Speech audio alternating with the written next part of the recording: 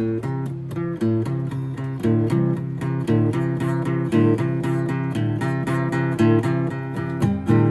me remember God created me. Let me remember God created me. Let me remember God created me. Let me remember God created me. God created me. God created me. God created me. Father, I did not make myself, although in my insanity I thought I did. Yet as your thought, I have not left my source, remaining part of who created me. Your Son, my Father, calls on you today. Let me remember you created me. Let me remember my identity. And let my sinlessness arise again before Christ's vision, through which I would look upon my brothers and myself today. Let me remember God created me. Let me remember God created me. Let me remember God created we. Let me remember God created me. God created me. God created me. God created me.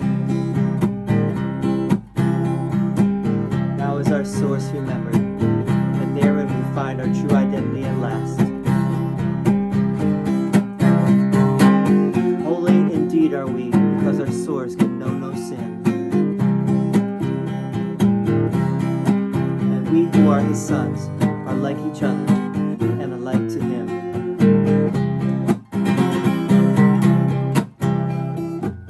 Let me remember God created me. Let me remember God created me. Let me remember God created we. Let me remember God created me. God created me. God created me. God created me.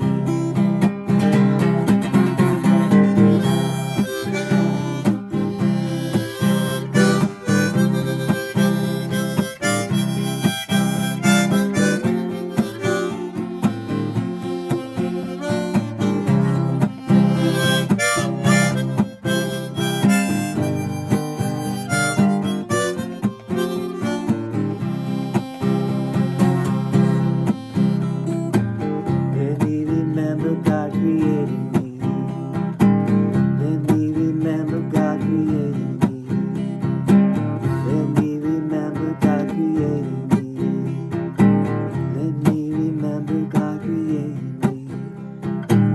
Let me remember God created me. Let me remember God created me.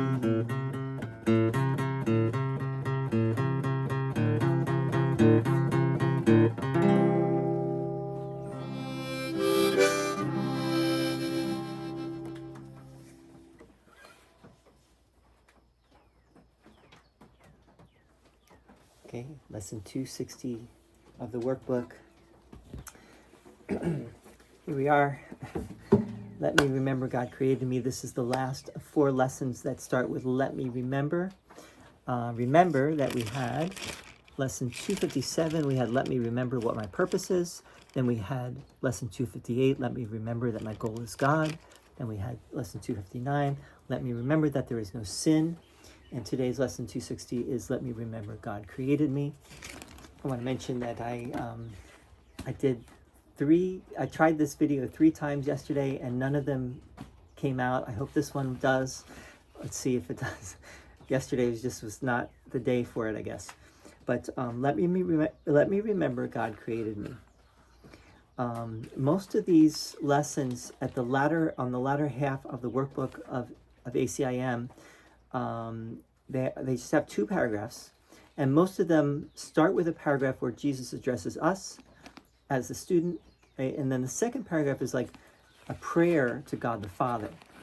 And this one is just a little different because the prayer comes first, and then Jesus is talking to us, the second paragraph. So let's read it. Starting with that prayer, paragraph 1. Father, I did not make myself, although in my insanity I thought I did. Yet, as your thought, I have not left my source, remaining part of who created me. Your Son, my Father, calls on you today. Let me remember you created me. Let me remember my identity, and let my sinlessness arise again before Christ's vision, through which I would look upon my brothers and myself today. That's paragraph 1. Paragraph 2. Now is our source remembered, and therein we find our true identity at last. Holy indeed are we, because our source can know no sin. And we who are his sons are like each other and alike to him. All right, and now let us also remember that this is the final lesson before the next thing is, what is the body, right? That's the next thing where Jesus is giving a little talk, and it's usually just 5 paragraphs. Each of these little talks he gives is 5 paragraphs, and then you have the next 10 lessons. So this is the last of 10 lessons. So how did this begin? This began with Jesus talking about what is sin. This is on page 419 of the blue 3rd edition. If you have that, if you're not using that, whatever edition you're using, it's the talk about what is sin. And remember that Jesus said in that, he said, sin is insanity. It is the means by which the mind is driven mad and seeks to let illusions take the place of truth. And being mad, it sees illusions where the truth should be and where it really is. Sin gave the body eyes. For what is there the sinless would behold? What need have they of sights or sounds or touch? What would they hear or reach to grasp? What would they sense at all? To sense is not to know, and truth can be but filled with knowledge and with nothing else. So I think Jesus there, and I mentioned when we did this, when we read this, 10 lessons ago, I mentioned that there might be a little play on the words sin and sense. And I think there's also a play on sin and son. The son has no sin. And if the son had any sense, he would go beyond his senses, right? This is what this paragraph and what this whole thing is about, is that as long as we are in this world of perception, which is also like sense perception, what we are perceiving is duality, and we're perceiving a made-up reality. It's really an illusion, right? It's a substitute reality, what Jesus calls a substitute reality. This is not reality. This is not, like, let's say, God's reality. What we're experiencing here is an illusion that we have chosen to believe in, right? We have given it our faith, and at some point we made this whole story up. We made up the body. We made up the world. We made up a world made up of bodies that seem to be separate, bodies that each have their individual autonomy, bodies that seem to have their own authority, where God is really not in the picture anymore, right? If you're honest, if any of us are honest, we don't know what God is, right? We have no clue, really. We have only what we've been told, what our scriptures have told us, what religious figures have told us, what our priest or our rabbi or imam or whatever religious figure has told us. But does anyone really know? And who really knows, right? Now, if you think that the Course knows, then that's probably why you're doing this, right? I think the Course for many people resonates because it's getting to a truth which all of us kind of know to some degree or another, but we, it's been covered over by all the other stuff, right? All the other beliefs, all the other things. And, bottom line for the Course really is that love is the only reality. Love has no opposite. Love is the oneness that goes beyond the mind, goes beyond this world, is totally transcendent, and is a kind of like a wholeness and a unity that we cannot understand while we're here in the duality, while we're here in the world of perception. And that's why we need something like the Course, or something like where Jesus is bringing the Course to us to clue us in a little bit, right? To give us a kind of a confirmation, I think, or a reality check. This Course is like a reality check for many people, that's telling us, yes, love is the only reality, and everything else that is not of love, that is not loving, will not last, and it will not. It's not worth giving it your faith, or your or putting your eggs in that basket. Let's put it that way. Rather, we want to focus on the love, right? And to focus on the love means to remember that there is no sin, and to remember that I am the loving creation of a loving creator. That's how I've been putting it. I think Jesus puts it that way somewhere in the Course as well, in the text, that we are the creation of we're the loving creation of a loving creator, meaning that just as God is love, so we are love, and that is our only reality. Anything else is an illusion. So let's read it, and then did I just read it? I forget now. I think I did read it, right? Let's read it again, but we're going to read it more slowly. Father, I did not make myself, although in my insanity I thought I did. Remember, Jesus said, sin is insanity, right?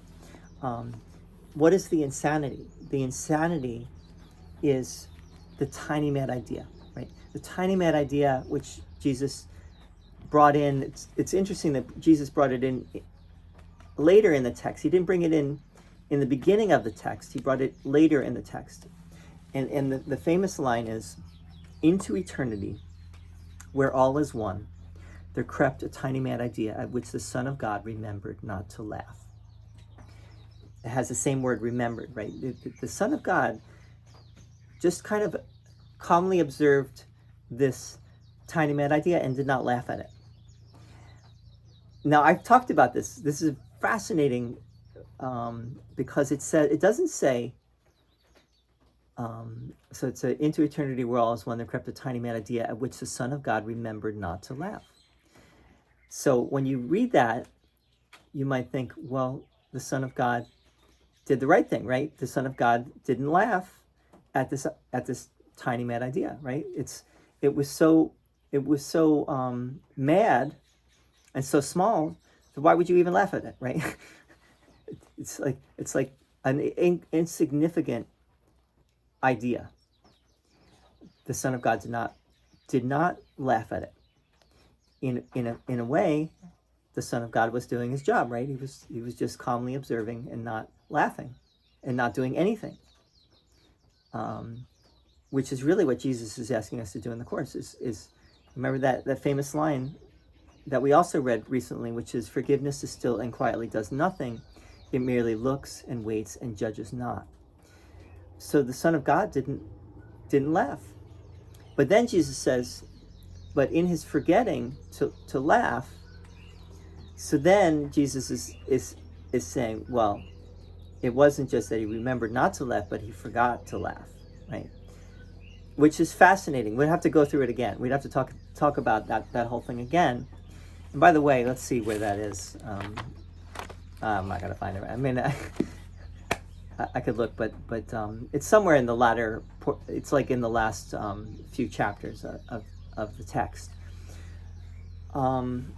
So what Jesus seems to be telling us is, don't forget to laugh, right? Laugh at that tiny mad idea. It's insane. It's an insane thought. And that's really for us here, that we have to remember to laugh at the insanity of the ego, right? The insanity of the idea of sin. And what is sin? Sin is the idea that we could be separate from God, that we could be separate from our source. And sin is also the idea that because we separated and we consciously chose to be separate from God, that God is now going to punish us, or something is going to punish us. Probably God, right? God, we made God an unloving father, Jesus says in the text. We made God in the image of the ego. This is something Freud also said. He made a point to say that we made God in our own image, but that is not. We made God in the image of the ego, right? And that God is sometimes loving, sometimes compassionate, sometimes forgiving, but other times is vengeful, wrathful, and punishing, and scary, right? That's why we talk about, in these traditions, we talk about the fear of God, right? I'm going to put the fear of God in you. Now that does work to a certain extent, but if you think that God is fearful, then that's a mistake, right? That you will have to undo at some point, right? So it might be helpful for a moment to think of God as scary if you're doing things that are so out of line, that you need that, like having a parent that is it says to you, I'm going to punish you if you keep doing that. You're going to be grounded, or you're going to be spanked, or I'm going to take the car keys away, or whatever it is. That's putting the fear of God in someone, and that could be useful for some people, right, for a time, but eventually you're going to have to go to the love, right? You're going to have to go beyond the fear, and you're going to have to understand that God is not like a parent. God is not even a father. God is really ultimately only love, and we don't even understand what that means, right? But to even pinhole God as a father is just a concept. It's just a word. It can be helpful, and that's, I think, why Jesus is using it here. But ultimately, the fatherhood of God is just a concept. It can be a very helpful concept. For some, it might not be a helpful concept because maybe you don't like the idea of God as a father. Maybe you like God as a mother. Maybe you like the idea of God as something else, right? So anyway, that's why the course might not be for everyone, right? It's not necessarily the path for everyone. But all right, Father, I did not make myself, although in my insanity I thought I did. So God created us, right? God did not create the body. God did not create our personality. God did not create our individuality and our let's say our ego persona. What did God create? God can only create like God's self, which is love. So God created the love that we truly are, and love is a reality. Again, these are just words, but love is a reality that goes beyond anything that we can conceive of in this world. You could think of it in terms of like take the feeling of being in love. If you've ever been in love, take that feeling and magnify it, a zillion times, or an infinite number of times, and that would be the love, right? That would be the eternal love that is the only reality. Even that is even what I just said is just an analogy. Really, it's not really, if it's helpful, then great. If it's not helpful, then don't worry about it. Father, I did not make myself, although in my insanity I thought I did. Yet as your thought, I have not left my source, remaining part of who created me. Remember this idea that Jesus keeps reminding us of, which is ideas leave not their source. Ideas leave not their source, which means that we are that idea of perfect love. That is what we are. That idea has never changed. That is the only idea in God's mind, right? The perfect love.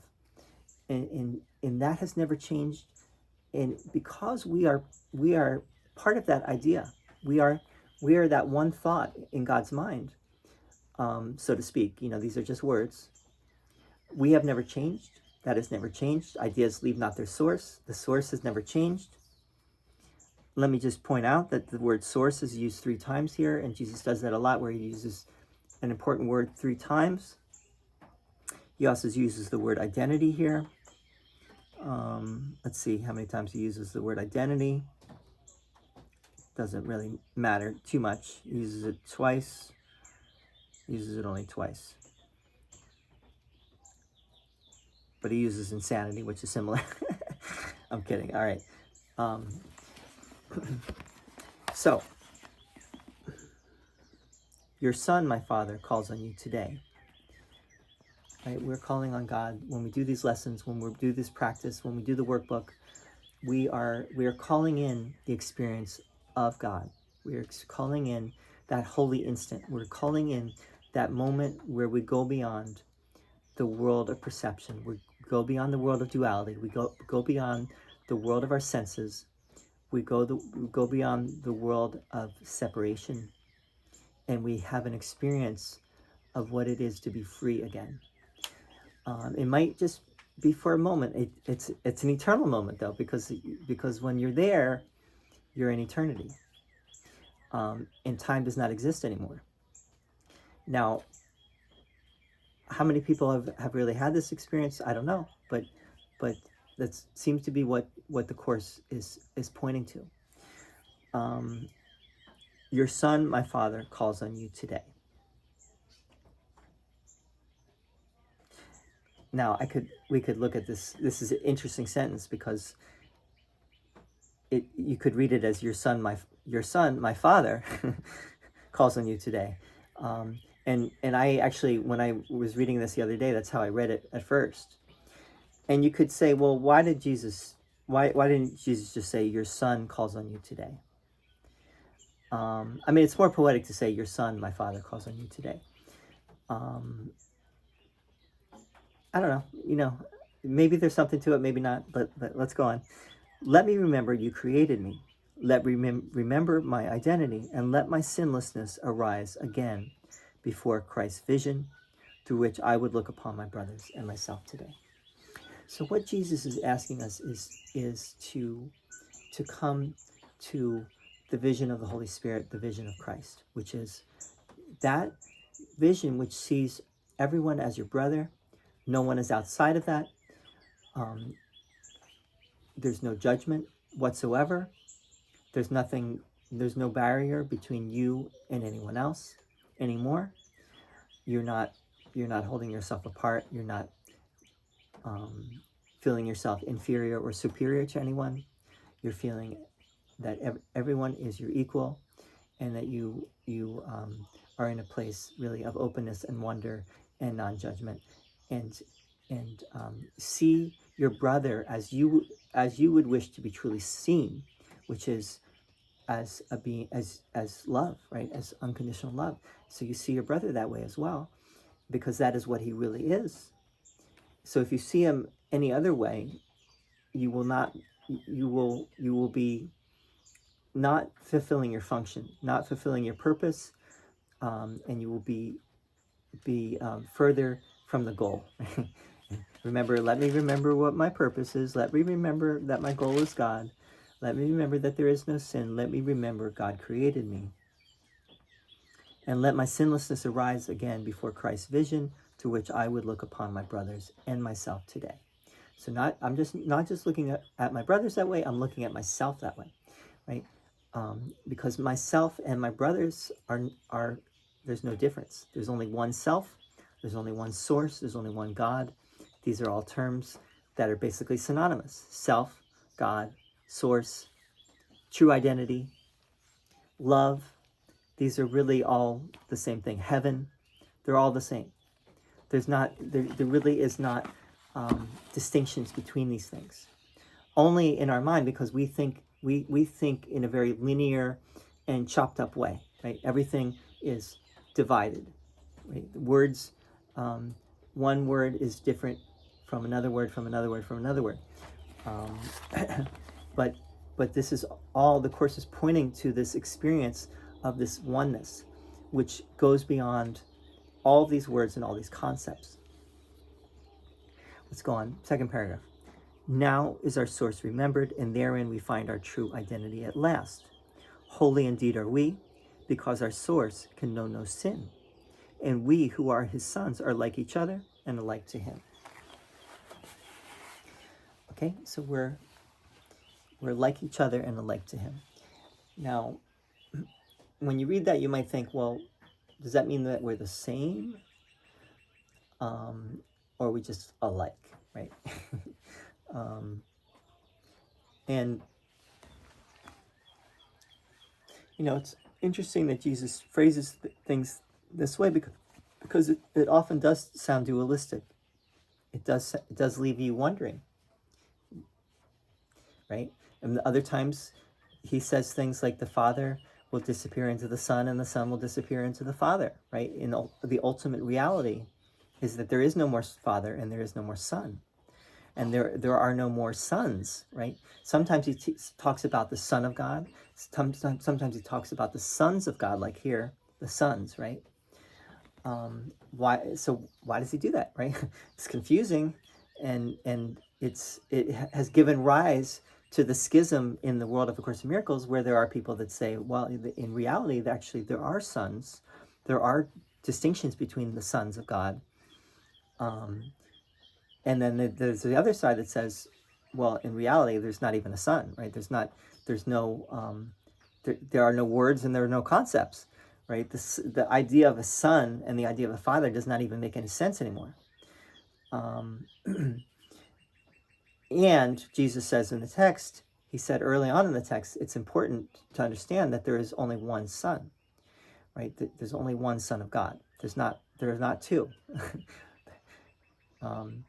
So that's why this course is challenging, because the language, Jesus uses different phrasing in different places, and you can get confused, especially if you are not like reading closely and reading the whole thing and getting the context.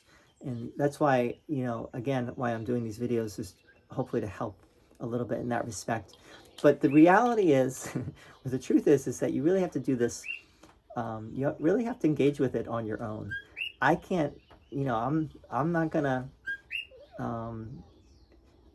ultimately help you to fully understand this. This is what you have to do. Everyone has to do on their own. I'm just helping to make a little bit more sense of it and give a little bit more confirmation for those of you who need confirmation out there. Are you seeing what I'm seeing? Am I seeing what you're seeing? Anyway, go back to the music. I think we made it through this video today.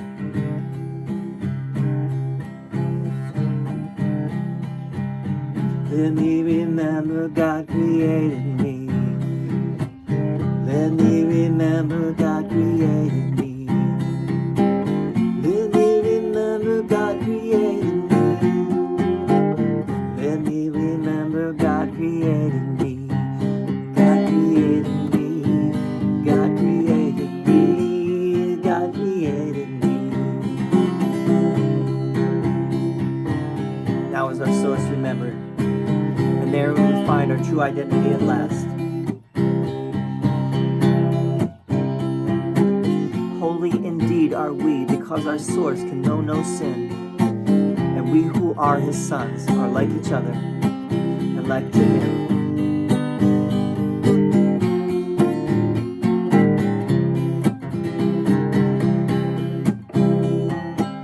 Let me remember God created me. Let me remember God created me. Let me remember God created me. Let me remember God created me. God created me. God created me. God created me.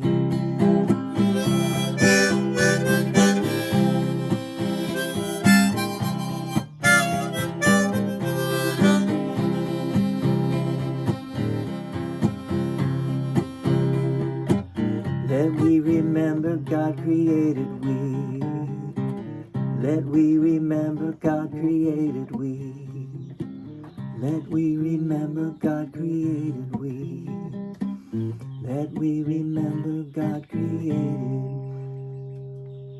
me and we.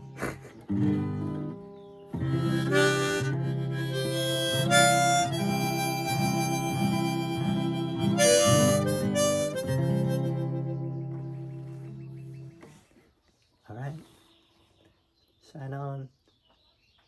Keep remembering. Keep the remembrance.